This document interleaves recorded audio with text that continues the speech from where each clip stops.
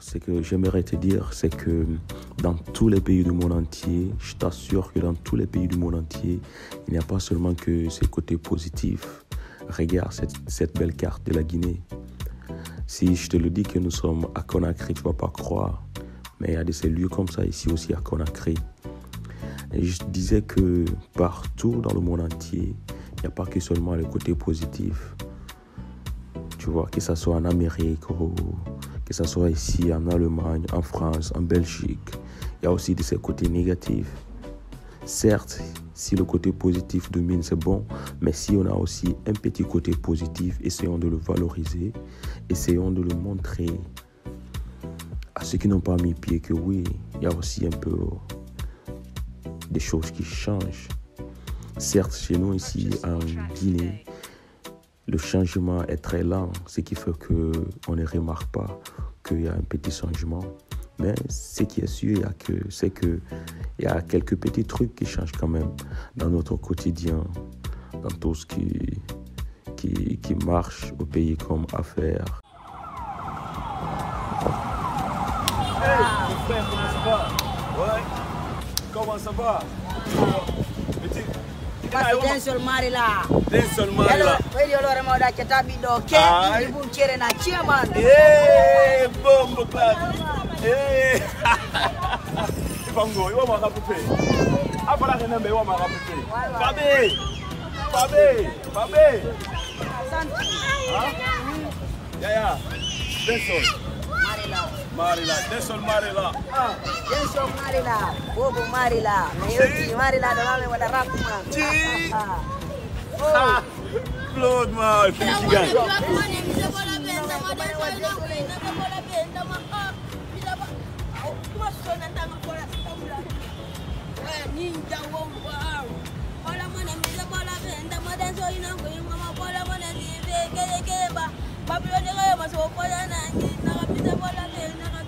Surtout, on est fiers aussi de montrer ce côté positif de la Guinée.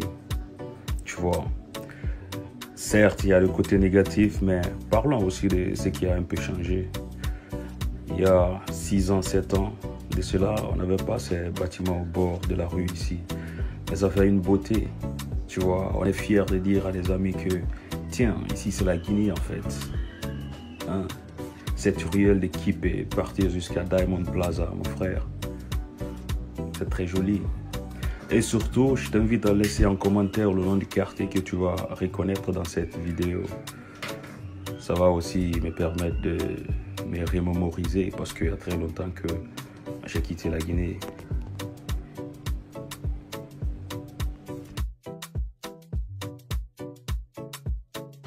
Tu vois ce phénomène-là aussi, avec ces motos à 3 roues là. Moi particulièrement, j'aime pas ces engins de déplacement. Mais à Conakry, je vais vous dire quelque chose. Nous sommes ici à Bambeto, au rond-point de Bambeto. À Conakry, vous savez très bien qu'on ne peut pas faire 2 programmes la même journée quand tu as voiture. Et là, je vais vous montrer quelque chose. C'est 2 tours jumelles de Bambeto. Et là, actuellement, nous sommes à Bambeto comme ça. Ces 2 tours jumelles, je vais vous dire que partout où vous êtes à Conakry, vous allez les voir. De ce côté, ils viennent de construire aussi le ministère des Affaires étrangères, si je ne me trompe pas. Quelque chose de nouveau parce que je pense que c'est le seul ministère qui n'est pas en ville. Si je me trompe, écrivez aussi en commentaire. Cette mosquée, c'est sur la route de Amdallah Bambeto Koza. Je pense que c'est une coopération turque qui l'a construite. C'est une très belle mosquée.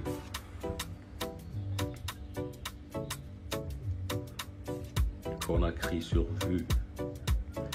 Si tu aimes cette vidéo, je te prie de t'abonner à ma chaîne YouTube. Surtout, n'oublie pas de partager puisque ça pourrait intéresser aussi d'autres personnes. Il y a un petit changement en fait.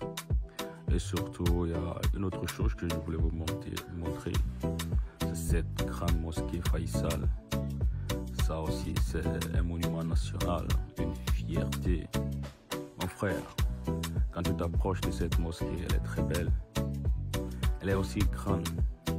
Ces derniers temps, ils étaient en rénovation quand j'étais passé là-bas en fait. Ouais. Toutes ces petites belles images de la Guinée, essayons de partager ça partout autour de nous pour dire que ouais, on est fiers de ces pays aussi.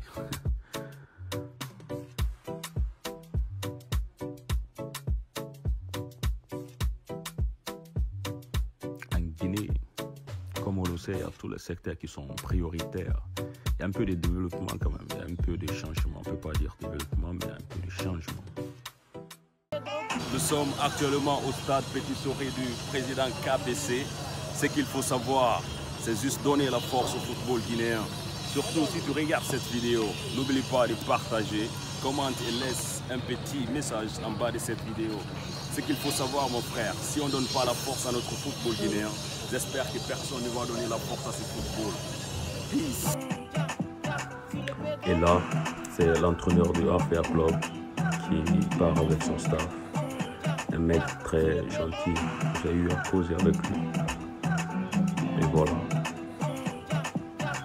Nous sommes actuellement en Guinée-Conakry, précisément au stade Petit Soré du président KPC. Surtout, c'est quelque chose de très salutaire de construire un stade comme ça ici en Guinée-Conakry. Mais surtout, ce qu'il faut savoir, c'est que nous sommes en train de suivre un tournoi de détection. Surtout des détections qui va servir aux petits jeunes d'être des pros joueurs de demain, qui sait. Et voilà, ces jours-là, c'était un tournoi de détection. Et ces tournois de détection, c'était pour les enfants. Je pense que l'âge était compris entre 9 à 14 ans en fait. Donc c'était des tout petits. Le tournoi de détection était organisé, c'était bien organisé.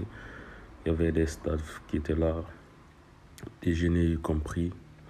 Mais tout ça, ça donne un peu de la valeur à ce football de la Guinée en fait. Donc ces enfants-là, s'ils sont bien encadrés, donc ce sont eux qui vont jouer dans l'équipe nationale. En fait, ce qui fait la beauté, c'est que ces enfants, ils vont évoluer dans un même centre, donc ils se connaissent. Ou bien peut-être dans un autre centre, qui sait. Mais ce qu'il faut souligner, c'est que c'est déjà très bon. C'est déjà très bon pour le football guinéen d'avoir des espaces comme ça pour s'entraîner, des espaces comme ça pour jouer au foot. Vous voyez. Et juste à côté là, on voit le nouveau stade de Nongo qui vient d'être homologué. Et ce stade, c'est un très grand stade et très joli. Donc, je n'ai pas eu l'accès à l'intérieur, c'est pourquoi vous n'avez pas quelques vidéos de l'intérieur, mais de l'extérieur, à ça, ça ressemble. Et juste à côté, c'est le stade Petit Soré. Voilà la différence. Donc, la plupart des jeunes s'entraînent comme ça dans le quartier. Et bon, si on a des terrains comme ça pour s'entraîner, je pense que ça pourra permettre à ces jeunes de vivre de leur passion ou bien de faire très bien leur passion. Avoir la chance de s'entraîner sur des terrains comme ça. Donc, en fait, ça donne une autre image au football guinéen, en fait, avec toutes ces infrastructures, avec tout ce que les gens mettent en place pour mieux encadrer la génération future. On ne peut que les encourager, en fait. Les gens qui construisent des stades ou bien les gens qui investissent dans des secteurs particulièrement définis en Guinée sont des gens encouragés. Il y a beaucoup de talents en Guinée, on le sait très bien, mais c'est que le problème, on ne permet pas à nos talents de vivre de leur travail. Voyez, le plus souvent, en Afrique en général, les talents sont pas trop vus, mais au contraire, leurs places sont vendues. Donc il faut que ces phénomènes comme ça s'arrêtent un peu.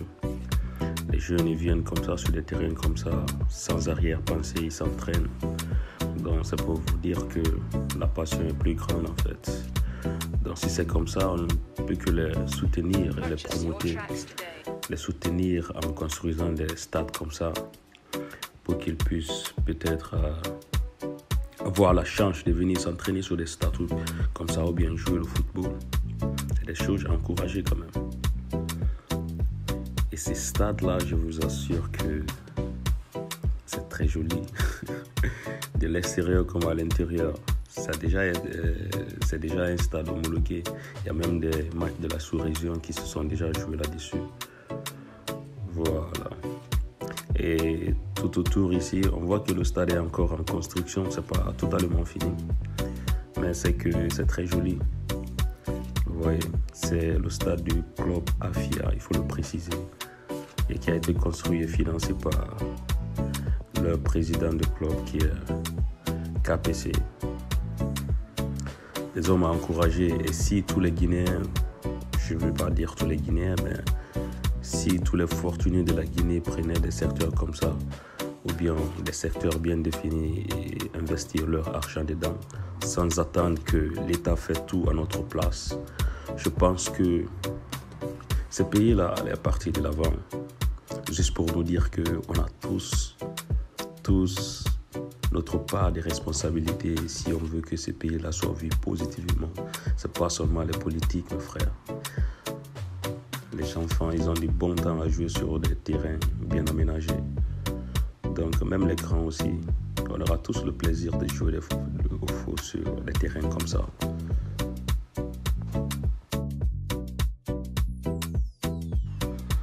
Ouais.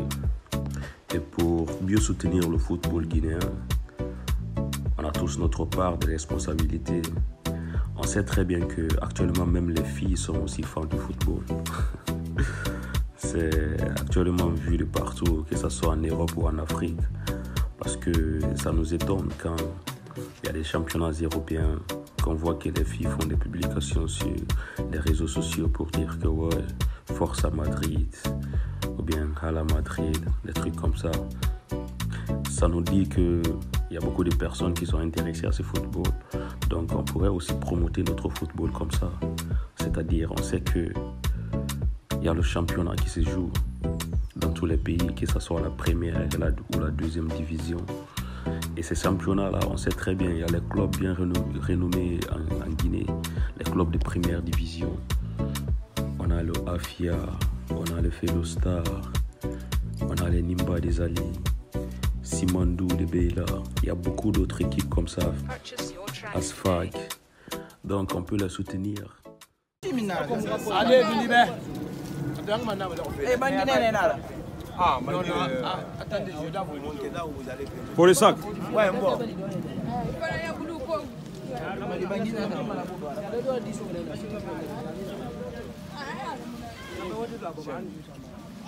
tout cas, si vous ne payez pas, c'est là-bas, tout est cher pour. Le plus souvent, c'est ici quand les jeunes viennent avant de partir à la plage. Ils viennent acheter les trucs moins chers parce que quand vous partez au niveau de la plage, les trucs sont totalement chers. Mais en fait, c'est un lieu à visiter en fait.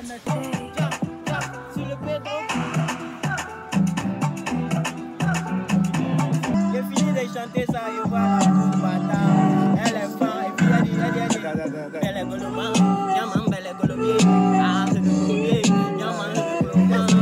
Bengala game, yaman bengala game, bengala game.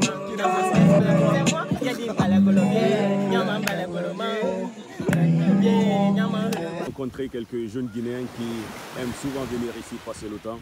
Comment tu t'appelles mon frère? En fait, ouais. Il y a longtemps que tu viens ici par exemple pour passer le temps? C'est la première fois, hein? Oui.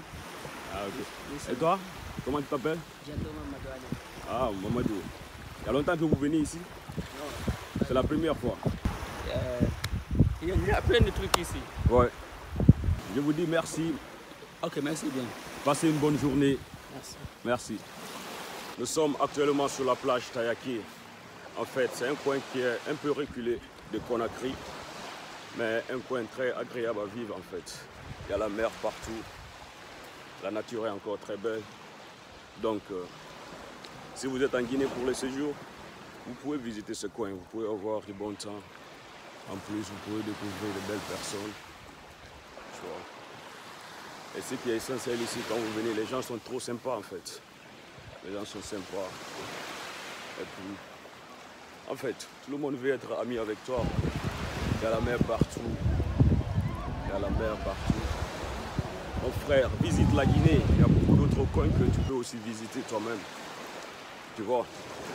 C'est un coin où les jeunes viennent passer le temps. Et puis, tu vois. Actuellement, il est 16h, mais il y a les personnes qui ne font que venir. En fait, tout est naturel ici. Tout est à l'état sauvage. En plus, ce qui est bon, avant de venir ici, le mieux serait d'acheter tout ce que vous avez besoin. Venez passer toute une journée ici. Vous pouvez en fait venir le matin et puis se retourner le soir. Et avant de venir, rassurez-vous que vous avez peut-être quelques manger avec vous, avec des potes. Vous pouvez passer toute une journée ici en fait. Alors, si tu ne connais pas la plage Tayaki, fais un tour, c'est en Guinée-Conakry. Tout est naturel. Il fait beau vivre, mon frère. C'est des coins comme ça en Guinée qu'on doit mettre en valeur, tu vois. C'est des coins comme ça qu'on doit mettre en valeur, favoriser le tourisme pour que les gens puissent venir découvrir ce beau pays, la Guinée. Mon frère, regarde tout autour de moi, j'aspire de l'air. Hein? J'aspire de l'air, il fait bon vivre. Tu vois un peu. C'est un coin que n'importe quel touriste pourra aimer. La Guinée est un beau pays. Si tu ne sais pas. Ah ouais. Un très beau pays, la Guinée.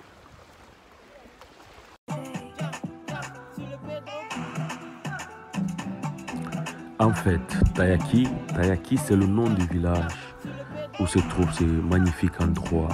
C'est un endroit pas très loin de Conakry.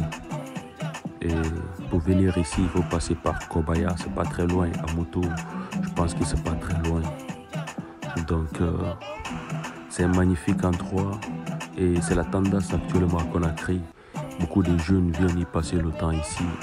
Donc, ça parle de Tayaki partout. Et c'est partout aussi, entre ces palmiers sont assis aussi beaucoup de jeunes. Les gens ils prennent place au milieu des arbres pour passer du temps. Et moi aussi j'étais là avec mes amis, 5 à 6 personnes.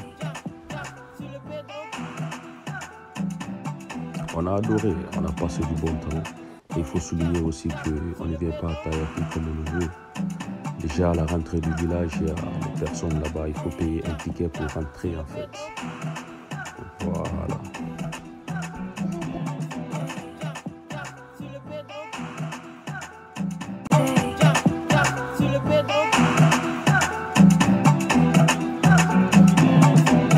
J'ai fini de chanter ça, je vois la boum bata. Elle est fan, et puis elle dit, elle est goloma, yaman belle est golobier. Ah, c'est le golobier, yaman c'est le goloma. Bengala game, yaman bengala game, bengala game. C'est moi, j'ai dit belle golobier, yaman belle goloma. Yaman c'est le goloma, bengala game, bengala game. La suite, c'est de quoi? Après la danse. Tu n'as pas compris, ça va danser. La petite me dit, hey, chameau, choqueto, moutas, malo. Si t'as vu viser Lolo, c'est ton décalement. Ma voiture, c'est ton s'envolement. Si t'as vu le botton, le botton.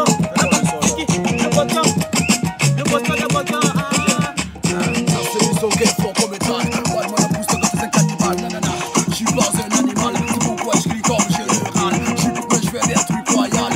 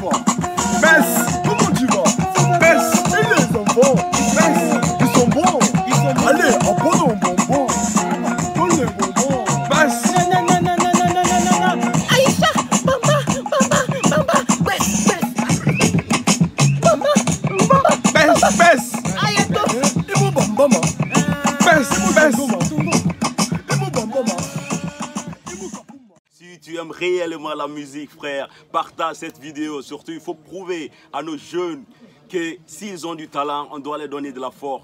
Et si on ne se donne pas de la force, mon frère, qui va nous donner cette force?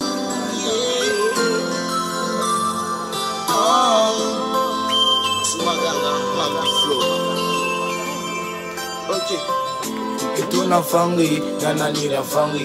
Kituna nuri, nanani sugani rigal. Kituna fangi, nanani la fangi. Mama munga marie, munga marie. Lova, lova, forever. Abla kuma lova, lova, forever. I want to give you some love. I want to give you some love, baby girl. I want to give you some love. I want to give you some love. Comment ça va? Ouais, ça va très bien. Ouais. J'aurais appris que tu es un talent du quartier, mon frère. Oui. Que tu fais du rap d'un seul. Oui. Tu fais aussi un peu de tout dans la musique, mais il y a beaucoup de personnes qui m'ont dit que tu as du talent. Oui. Raison pour laquelle je suis venu aujourd'hui à la rencontre pour savoir réellement ce que l'artiste a, ce qu'il peut prouver, ce qu'il peut donner à un public. Alors, tu peux te présenter un peu? Oui, bon, je m'appelle Souma Gang, mon nom d'artiste, j'évolue seul. Bon, j'ai 17 singles. Déjà 17 singles, hein? Ouais, j'ai déjà 17 ça, singles. c'est fort, mon frère. Bon, j'évolue peu à peu, pas de manager. Ouais. Mais dans le ghetto, je suis avec mes frères. Les sons sont des sons d'un seul, de rap ou bien un peu? Il y a un peu de dancehall, de rap, de reggae dancehall, de zouk. Et puis du zouk aussi, hein? Oui, ça veut dire que l'artiste est trop complet, il fait un peu de tout. Ouais. Mais si vous voulez savoir, jusqu'à la fin de cette vidéo, on va aussi essayer de mettre quelques sons de lui en bas, tâcher et prouver au monde entier que oui, nos jeunes ont du talent. Alors, tu peux nous faire peut-être un freestyle ou bien, je sais pas, tu peux prouver aussi au public ce que tu sais faire. Oui, je peux prouver ce que je sais faire. Alors frère, ça fait du plaisir, man. Tribet, bolo, ita kolosim.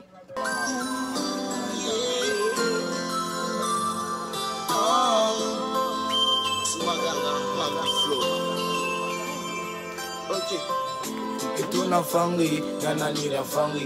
Kituna nuri, nanani sugani rigal. Kituna fangi, nanani la fangi. Mama munga marie. Barama itura fangi mateme angi marie. Barama itura fangi ma itana tambari. Ikere ngafina tambari gal. Itana tambari. Ikere ngafina tambari. Ibaran bombo, irafila. Yembaran kombi, irafila galwell. Ibaran kili, irafila. Yembaran mafala, irafila galwell. Naragina birinyama, itana na famang. Ikere ngafembonye mang. Naragina birinyama, itana na famang. Ikere ngafesonde mang. Ituna fangi, nanani la fangi. Ituna nuri, nanani sugani rigal. Ituna fangi, nanani la fangi. Mama munga marie. Marama itura fangi mateme angi marie. Marama itura fangi ma itana tambari. Ikere ngafena tambari gal. Itana tambari. Ikere ngafena tambari, woyo, tambari. Ikere ngafena tambari, itana tambari. Ikere ngafena tambari. Frère, tu as écouté ce que l'artiste a comme talent, mon frère. J'espère que tu vas aimer. Ça, c'est juste un intro, un freestyle. Si tu veux écouter réellement ce qu'il a comme talent, je te dis, reste jusqu'à la fin de cette vidéo. Alors, mon frère, quand est-ce que tu as commencé à faire de la musique? Quand est-ce que l'inspiration est venue? Tu dis que ok, moi j'ai réellement envie de faire de la musique. Bon, j'ai aimé la musique. Les bandes de 2010, j'ai commencé la musique. Ok. Bon, mon premier single est sorti les bandes de 2014. 2014. Ouais, qui est titré Ting et Mouting. C'est ça. Ting et Mouting. Ouais. Tu as le son sur YouTube, sur Facebook ou bien où est-ce qu'on peut écouter le son? J'ai le son avec moi. J'ai pas fait monter d'abord. Là, mon deuxième single, j'ai fait ça les bandes de 2015. Les bandes de 2015, j'ai laissé le deuxième single qu'on appelle Tout donner. Tout donner. Tout donner. Ça, c'est un titre intéressant quand même. Ouais, tout donner. Ça, tous ces titres-là, au nom de ces titres ou de ces sons-là, ça retrace un peu ton parcours ou bien ça retrace la réalité du ghetto ou bien la réalité du pays. Bon, ça relate la réalité de l'actualité, je pense. En fait, l'actualité, ce que le pays vit, c'est un cadre général ou bien en Afrique, tu touches un peu ce qui... Ouais, pour moi, je m'inspire sur l'actualité dans le ghetto et à travers la nature aussi.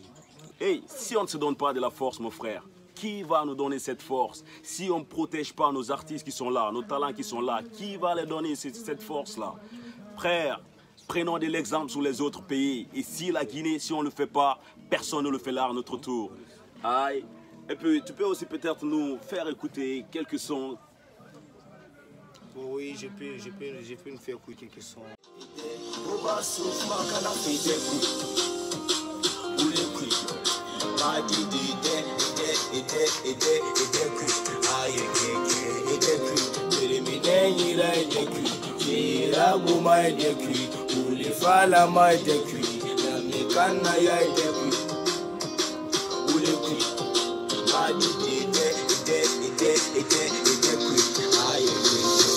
Konakidori kopi namkui ai makulu imama ma no no lakine dori kopi namkui ai makulu imama ma no no sur les parents c'est pas si que fait tu vas mettre à la tête pas peur petit quelqu'un soit quelqu'un mais t'es pas toi ne manque pas si tu crois tu fais quoi nada de tout tu dis quoi tu fais quoi, tu sais quoi, nada de tout.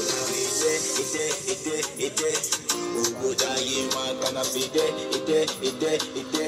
Basouf ma canapé,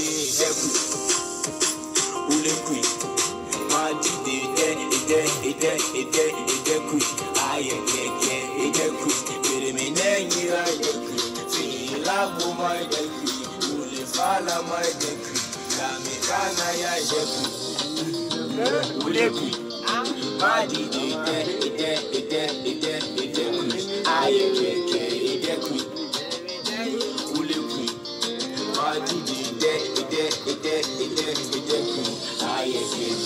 Oluna ya no pete, Oluna ya no patam, Oluna ya no songo, Oluna ya no Oluna ya no pete, Oluna ya no patam, Oluna ya no songo, Oluna ya no Menegira, Fera como Tamula gira, Fera gira, Menegira, Fera como Tamula gira, Fera gira. Frère, hey, big up mon frère, je te dis que c'est du pur talent mon frère. Peut-être que tu as écouté, il fait un peu de tout, du rap, du dancehall, du zouk mon frère. Si tu as regardé cette vidéo, essayons de donner la force à cet artiste, Soumangang. Bientôt, son lien serait toujours sous en bas de cette vidéo. Tu peux aussi le visiter, abonne-toi, partage cette vidéo puisque ça pourrait intéresser aussi d'autres personnes. Ce qu'il faut savoir, c'est que cette route est en plein chantier. Mais ce qui m'énerve, c'est que partout où tu pars, le contrat c'est avec les Chinois. Ok, l'essentiel est que la route soit bonne, bien faite. Bienvenue à tous dans cette nouvelle vidéo. Et si c'est la première fois que vous regardez une de mes vidéos, je vous prie de vous abonner à cette chaîne YouTube. Partagez, puisque ça pourrait intéresser d'autres personnes. Et dans cette vidéo d'aujourd'hui, nous sommes sur la route nationale Conakry-Zélékoré.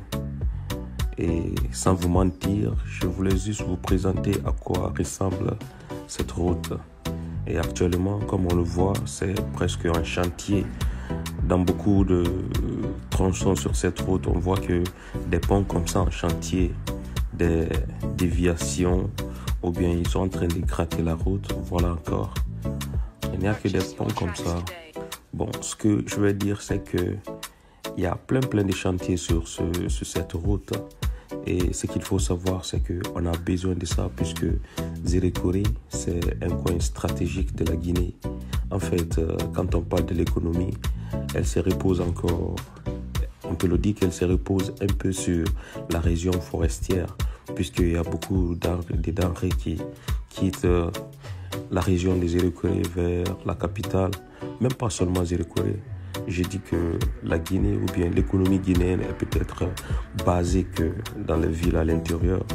Alors pour favoriser, disons, pour que notre économie puisse aussi d'une part évoluer, on doit aussi investir, on doit mettre de l'argent.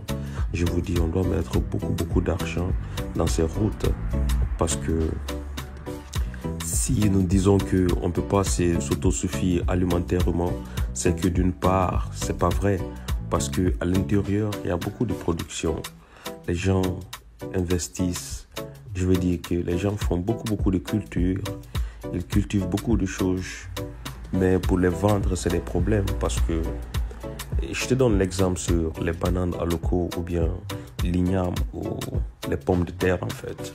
Si les camions qui transportent les pommes de terre pour venir les vendre, pour que les commerçants puissent se faire de l'argent, sont bloqués 2 ou 3 jours sur ces routes-là. Je pense que ces pommes de terre vont se gâter. C'est aussi de l'argent perdu, c'est ça qu'il faut signaler. Donc, si on veut que d'une part, notre économie se décolle ou bien qu'on puisse avoir un petit changement de notre économie, on doit aussi investir dans ces routes nationales. Et là, nous sommes au niveau d'un barrage. Parce qu'en Guinée, il y a beaucoup de barrages. Et comme vous le voyez, c'est militaire. Les militaires, ils vont garer toutes les voitures qui vont essayer de passer ici, histoire de leur donner un peu d'argent. Ils ne vivent que de ça, en fait. On se demande même pourquoi ils reçoivent des salaires. Parce que à côté de ça, tout au long de la route, il y a des barrages. Et quand on t'arrête, même si tu as tous les documents complets, il va falloir que tu payes de l'argent, mon frère. L'argent. Alors, comme on le voit, toutes ces voitures qui sont garées ici, ils vont payer de l'argent. Nous aussi, on est garés. Ils sont en train de contrôler les pièces de nos voitures. Ils nous ont déjà contrôlés. On a tous les pièces d'identité. Donc, c'est fini et on continue notre route en fait. Je veux vous dire que cette route nationale Conakry-Zérékoré, je pense très bien que si je ne me trompe pas, c'est 1100 km. Et si on compare une distance comme ça à des pays développés ou à des pays en voie de développement, il y a une très grande différence. Je prends l'exemple sur l'Allemagne ici. Par exemple, de ma région jusqu'à Berlin, c'est 1050 km, mais on le parcourt en 4 à 5 heures de voiture. Donc imagine que Conakry-Zérékoré, c'est aussi à peu près la même distance, 1100 km, je pense bien, ou bien 1050 km si j'ai la bonne mémoire. Et si je mens aussi, écrivez quelque chose en commentaire pour me rectifier. Et cette distance de Conakry-Zérékoré, je te le dis, on le fait en 2 jours. C'est un calvaire, c'est un très grand calvaire. Je te dis, on a besoin d'investir de l'argent dans cette route-là. Parce que quand on prend non seulement cette route, on traverse à peu près une partie de la Guinée, je veux dire. C'est-à-dire quand tu quittes Conakry, tu vas dépasser Kindia, Mamou, tu vas dépasser beaucoup de grandes villes, Farana, Massanta, avant d'arriver à Zérékoré. Donc, regardez l'état de la route. Je vous le dis que ce n'est que le début de ce calvaire. Et ça va se tendre pendant toute une journée, mon frère. Donc, c'est le lendemain qu'on va se rendre à Zérékoré. Le gouvernement a besoin d'investir beaucoup d'argent sur ces routes-là. Ce n'est pas seulement les infrastructures au niveau de Conakry, mais je pense que la base, ce qu'on a besoin, c'est qu'on puisse avoir des routes dignes de nom, en fait. Qu'on puisse avoir des routes où on peut circuler au moins 100 km pendant 1 heure, 100 km pendant 2 heures. Vous voyez? Et ce qui est marrant ici, c'est que les conducteurs, quand ils conduisent sur ces routes-là, ils ne se penchent pas, ils ne tiennent pas compte des codes de route en fait. Les gens, ils ne font que chercher le bon côté de la route pour mieux circuler. C'est ce qui est dangereux. Et quand l'état de la route est comme ça, je pense que c'est des trucs comme ça qu'on voit à chaque fois, des accidents. Des accidents, comme vous le voyez. C'est un grand calvaire quand on prend ce chemin. Et comme je le disais, c'est une route très fréquentée, cette route nationale. Et vous voyez, il n'y a que des gros camions et des voitures qui circulent là-dessus, un peu partout. On a quand même besoin d'investir dans ces routes-là. Le gouvernement doit revoir. Bien sûr que les routes sont en chantier, les Chinois sont là en train de réparer. Je pense que le gouvernement a investi de l'argent. Mais ce qu'il faut savoir, ça, c'est une route aussi depuis l'indépendance et rien n'a été fait. Et ces routes-là sont encore ici. Comme je le dis, c'est des chantiers un peu partout comme ça, tout au long de la route. Espérons qu'ils finissent cette route dans des brefs délais, puisque chez nous, les gens financent des projets, ou bien peut-être ils financent de l'argent dans la bouche, on ne sait pas. Mais cette fois-ci, on voit quand même de l'impact parce que tout au long de la route, c'est gratté, il y a des Chinois un peu partout. Mais parlons aussi un peu de ça, ça m'énerve. Je ne sais pas si c'est le cas pour tout le monde, parce que je me pose un peu la question, est-ce qu'il n'y a pas les gens qui ont étudié en Guinée, ou bien est-ce qu'il n'y a pas des Guinéens qui ont fini l'université, qui sont des ingénieurs, qui peuvent bien faire ces routes-là? Est-ce qu'on ne peut pas apporter confiance à ces Guinéens qui viennent de finir les études en tant qu'ingénieurs de routes ou bien de ponts et chaussées? Est-ce qu'ils ne peuvent pas aussi vivre un peu? Est-ce qu'ils ne peuvent pas gagner leur argent si par exemple on leur donne un peu ces contrats-là? En fait, on voit que les gens ont fini d'étudier. On se pose la question, il n'y a pas de travail bien sûr. Mais le gouvernement devait penser aussi à donner ces petits contrats à ces Guinéens pour savoir c'est quoi leur qualité ou bien s'ils ont bien appris. Et là, je pense très bien que nous sommes à Tamangalé, si je ne me trompe pas. Parce qu'en fait, c'est un village où le plus souvent quand on voyage, on s'arrête là pour manger. Et comme vous le voyez, on a fait escale. Donc c'est le temps pour nous de déguster un peu le repas. En fait, c'est ça qui fait que j'aime bien prendre ces trajets-là. Parce que quand vous voyagez, vous découvrez beaucoup de choses. Vous traversez beaucoup d'autres villes. Beaucoup de villes, des grandes villes même de la Guinée. Hein? Pour tous ceux qui ont déjà pris cette route une fois là, vont le dire. C'est fatigant, mais quand même, il y a quand même l'occasion de découvrir beaucoup de choses. Ah ouais.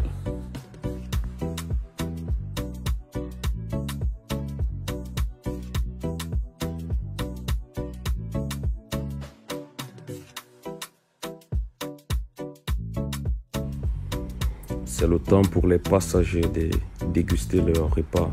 C'est une ambiance vraiment à part, mon frère. Et tu n'as pas besoin de dire que non, moi, je n'ai pas l'habitude de manger sur la route et quoi que ce soit. Mon frère, tu dois manger parce que prendre cette route-là, il faut être fort. Il faut être fort dans le ventre, dans la tête. Généralement, c'est quand je viens ici, c'est pas un problème. Mais c'est le retour qui me dérange parce que quand je pense que je dois reprendre cette route-là, c'est vraiment un calvaire.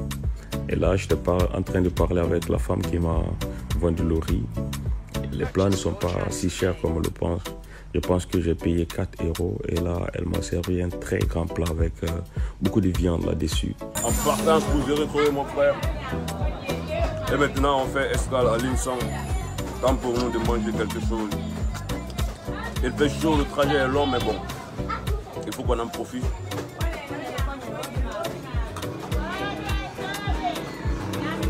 Le plus souvent, quand les gens voyagent pour partir vers l'intérieur, ils font escale de manger le plus souvent à Linsang ou bien en fait. Et voilà une raison qui nous dit que cette route est très convoitée. Et parlons de business, parlons d'économie, parlons d'argent. Ces villages environnants aussi en profitent pour se faire de l'argent. Et voilà, c'est le temps pour eux aussi de récolter les patates, les piments, les aubergines et même des sacs à raffia. Et voilà, ça c'est les avocats.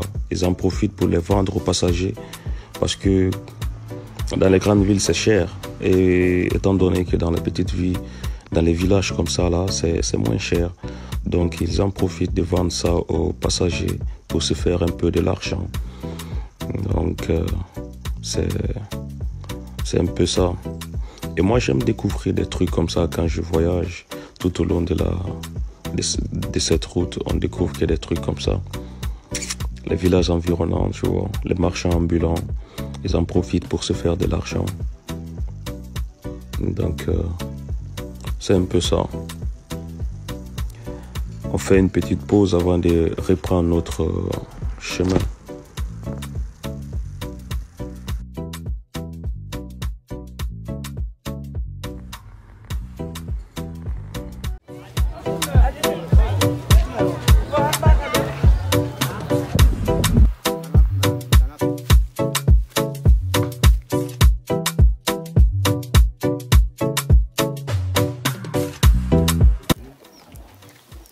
Frère, je viens de cueillir une mangue à l'état naturel, à l'état pur.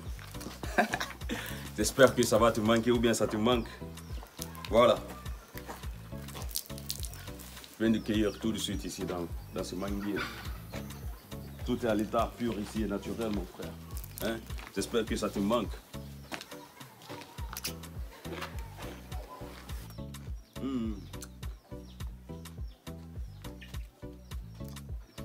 Très doux.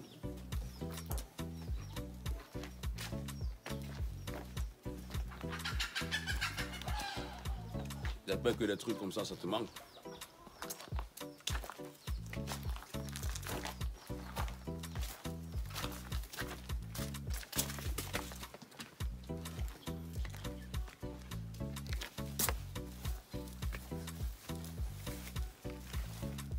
Un morceau de mangue comme ça, en Allemagne, tu vas essayer d'acheter ça. Je pense que c'est 2 €. Chez nous ici, c'est gratuit.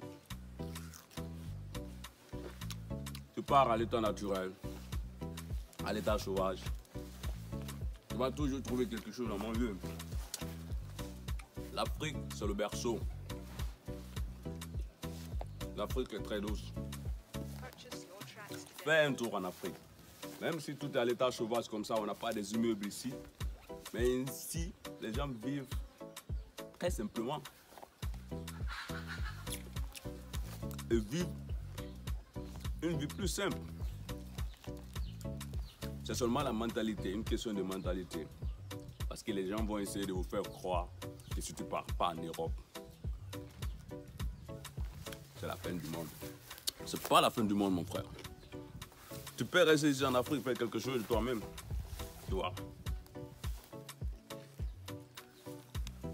La politique a fait que tout le monde veut déserter ce continent.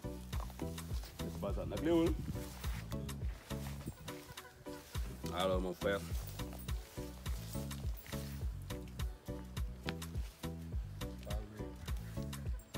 On a boule.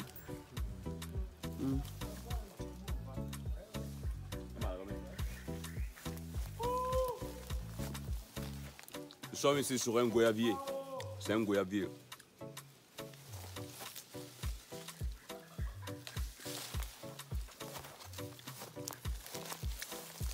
Tu connais ça?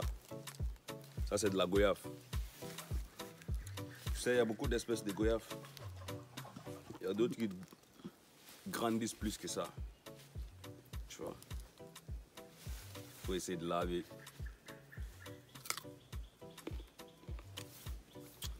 C'est très bon. C'est-à-dire, c'est question de manger. Il y a beaucoup de manger. À l'état pur, à l'état naturel. Tu n'as pas besoin de mettre de la chimie là-dessus ou bien faire des adjoints. Tu cueilles, tu manges. C'est bon. Et ça a bien du goût.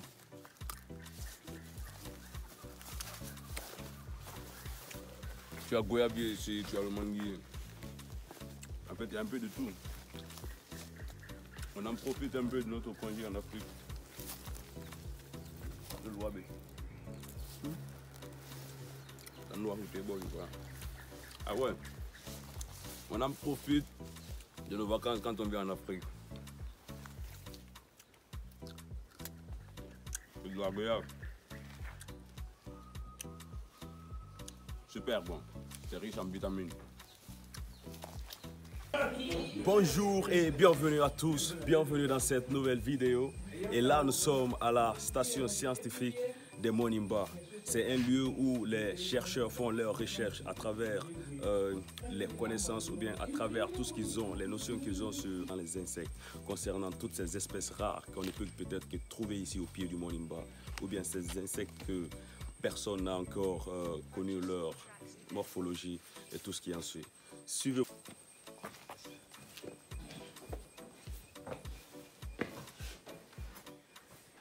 Et là, nous sommes au sein du bureau.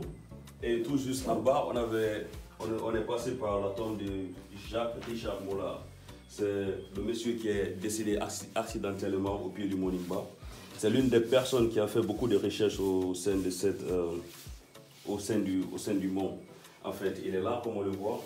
C'est-à-dire, ici, c'est écrit IFAM Dakar 1947. En fait, Richard Mollard, il est de nationalité française. Et c'est un monsieur qui a élaboré, j'espère, beaucoup d'autres documents concernant toutes ces espèces qui vivent ici au pied du Monimba. Si vous voulez reconnaître aussi, ou bien si vous voulez connaître beaucoup d'autres informations sur monsieur Jacques Richard Mollard, tapez seulement sur Google ou bien essayez de rechercher tout ce qu'il a fait ou bien tous ces documents qu'il a élaborés. Alors, j'espère que vous avez entendu parler de ces crapauds vivipares qui vivent ici au pied du Monimba. En fait, ces crapauds vivipares, comme vous le voyez, ici, vous allez essayer de voir toutes ces informations qui sont là-dessus. Ces crapauds vivipares, ça ressemble seulement à des petits trucs, mais ce qui fait la spécificité, c'est que ces crapauds, ils font 9 mois de grossesse en fait.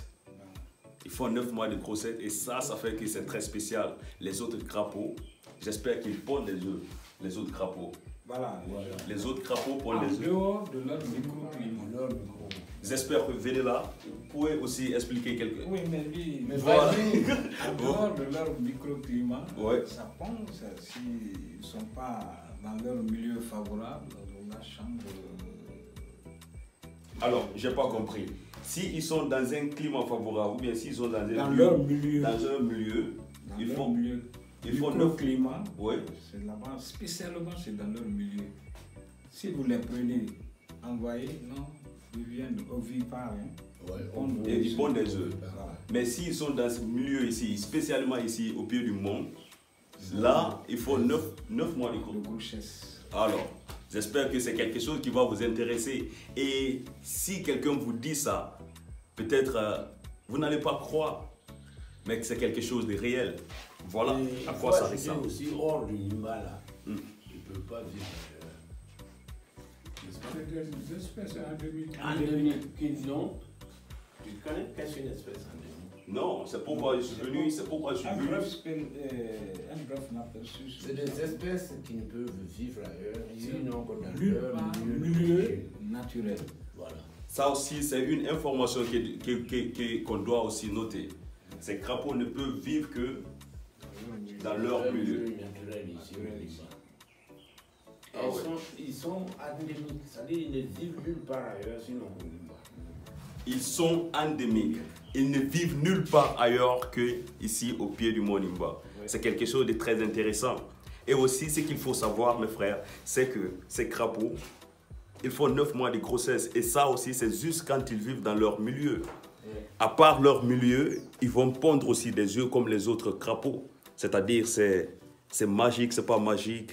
En fait, c'est mystique en fait. Ah. Si vous voulez voir, si vous voulez découvrir où sont ces crapauds, ou bien les personnes qui ont fait des recherches, ou bien qui font des recherches sur ces espèces rares-là, faites au moins un tour ici à la station scientifique de Monimba. Voilà. Vous allez retrouver des personnes qui vont vous guider, qui vont vous dire tout ce que vous voulez savoir. Sur la flore, la faune, l'écosystème. Vous qui cherchez des lieux pour faire des tourismes, non seulement pour connaître ou bien recueillir des informations, voilà l'adresse qu'il faut visiter la station scientifique des monts Nimba. Ça se trouve en Guinée forestière, plus précisément à Lola.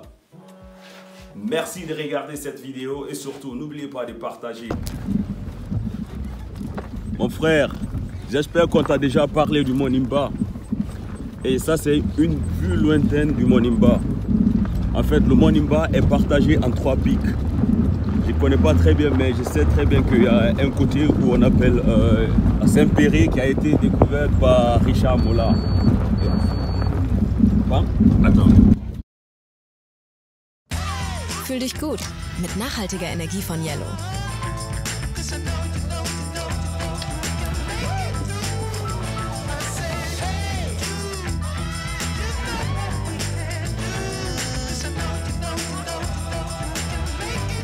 Yellow, gute Energie.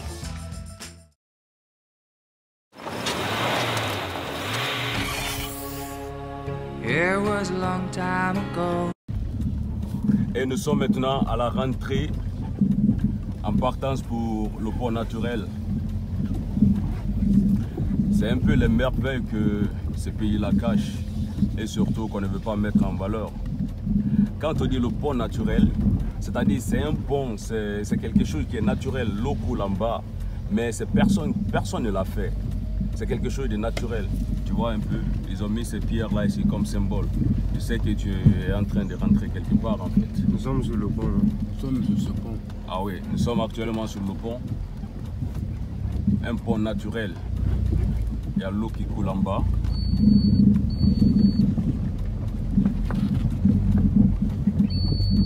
Il y a l'eau qui coule en bas. Nous sommes ici en Guinée-Conakry, précisément dans la région forestière. Et aujourd'hui, on a décidé de partir à la découverte du pont naturel. C'est un pont qui est naturel, c'est-à-dire l'eau coule en bas. Ça n'a pas été fait par un ingénieur ou quoi que ce soit. C'est juste un pont, une pierre qui est là érigée et que l'eau coule en bas. Surtout, je t'invite à rester jusqu'à la fin de cette vidéo pour que tu puisses découvrir toutes ces merveilles que la Guinée forestière regorge. Et là, nous sommes à la rentrée du pont naturel. C'est pourquoi ils ont mis ces pierres-là, juste comme si quelque chose pour distinguer ou bien pour dire que nous rentrons vers le pont naturel.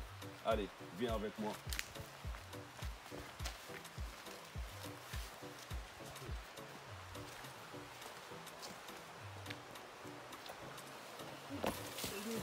Et comme on le voit, vous voyez ici, tout ça c'est une grotte, c'est la pierre. C'est quelque chose de naturel en fait. Tu vois? Et comme ça, tu pourras encore voir plus près, plus près. Vous voyez un peu, tout ça c'est la grande pierre. Raison pour laquelle on appelle pont naturel. Tu vois, c'est une grande pierre qui est là et que l'eau coule en bas en fait. Raison pour laquelle on appelle le pont naturel.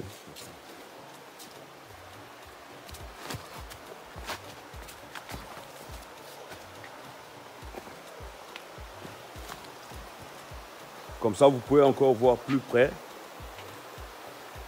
On peut le voir encore plus près. Raison pour laquelle on appelle le pont naturel. Tout ça, c'est de la pierre. C'est de la pierre. Ça n'a pas été fait par un ingénieur, ni rien. Et on le voit, l'eau coule en bas. L'eau est encore propre, à l'état sauvage, tout est naturel. Et puis même l'air qu'on respire ici, tout est naturel en fait.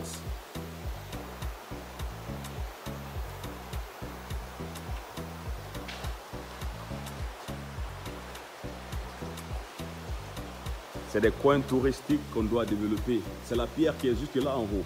En fait, nous, on est passé en haut de cette pierre.